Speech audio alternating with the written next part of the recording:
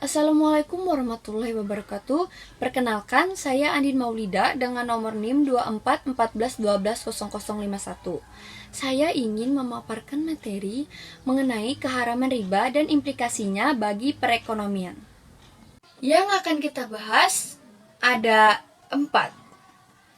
Yang pertama, definisi riba dan juga jenisnya.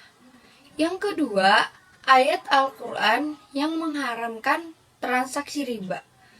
Yang ketiga, hadis yang mengharamkan riba. Yang keempat adalah implikasinya mengenai riba. Riba didefinisikan sebagai pengambilan tambahan dari harta pokok atau modal secara batil. Istilah ini berasal dari bahasa Arab, yaitu ziyadah, yang berarti tambahan atau kelebihan. Dalam konteks Islam, riba dilarang karena dapat menimbulkan ketidakadilan dan eksploitasi antara pihak-pihak yang terlibat dalam transaksi. Menurut Fatwa MUI, riba adalah tambahan tanpa imbalan yang terjadi karena penangguhan pembayaran. Riba dibagi menjadi 2 jenis. Yang pertama, riba fada, yang berarti berkaitan dengan transaksi jual beli, di mana terdapat kelebihan pada salah satu barang sejenis yang diperjualbelikan.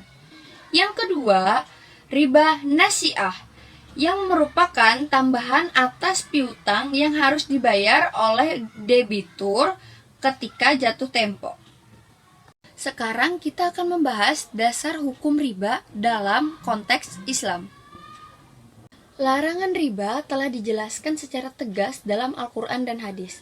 Misalnya, dalam surah Al-Imran ayat 130 yang berbunyi, Ya ayyuhallazina amanu la ta'kulu riba wa ad'afa mudha'afata wattaqullaha la'allakum taflihun wa taqun narallati uiddat lil kafirin, yang berarti, hai orang-orang yang beriman, janganlah kamu memakan riba dan berlipat ganda, dan bertakwalah kamu kepada Allah supaya kamu mendapatkan keberuntungan.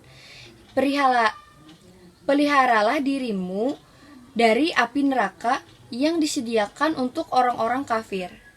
Juga ada di surah Al-Rum ayat 39 yang berbunyi, Wa ma ataitum mirrilliyar buya fi amwalin nasi fala yarbu indallah wa ma ataitum min zakawatil turiduna wajhalallahi fa'ulaika humul mud'ifun, yang berarti, dan sesuatu riba yang kamu berikan agar dia menambah pada harta manusia, maka riba itu tidak menambah pada sisi Allah.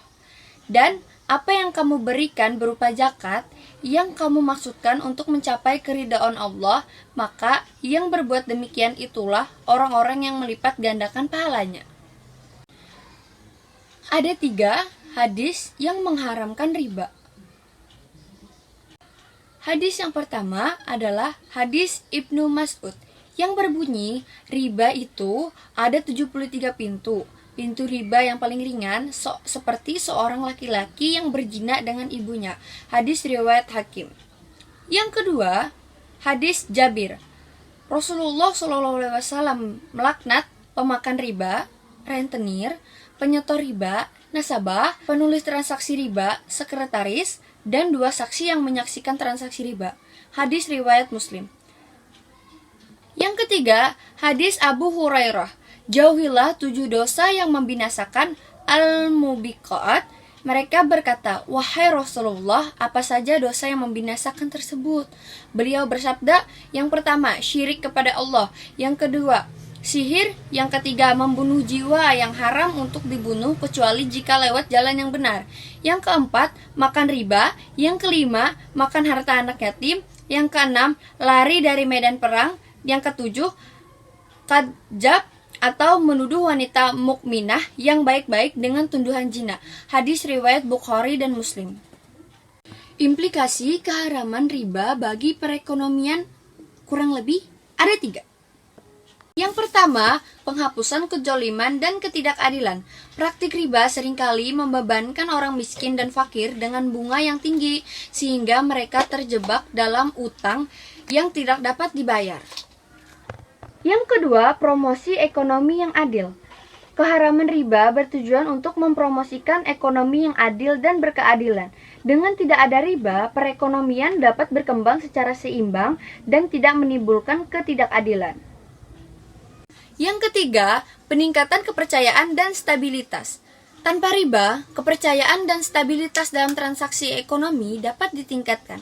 Orang-orang lebih percaya diri untuk melakukan transaksi karena tidak ada risiko yang tidak terduga. Pengembangan sistem keuangan yang berbasis syariat. Keharaman riba juga bertujuan untuk mengembangkan sistem keuangan yang berbasis syariat Islam. Sistem ini didasarkan pada prinsip keadilan, kejujuran, dan keterbukaan dalam transaksi ekonomi. Pelarangan riba merupakan salah satu pilar utama ekonomi Islam. Praktik riba dianggap dapat memperburuk kesenjangan sosial dan menciptakan ketidakadilan dalam masyarakat. Larangan riba juga mendorong penggunaan sistem bagi hasil sebagai alternatif untuk menggantikan bunga atau riba dalam transaksi keuangan. Kesimpulan yang dapat saya simpulkan, riba adalah praktik yang dilarang dalam Islam karena dapat menyebabkan ketidakadilan atau eksploitasi. Pemahaman yang mendalam tentang riba, baik dari segi definisi maupun implikasi ekonominya, sangat penting bagi umat muslim untuk menjalankan prinsip-prinsip ekonomi yang adil dan sesuai dengan ajaran Islam atau sesuai dengan syariat Islam.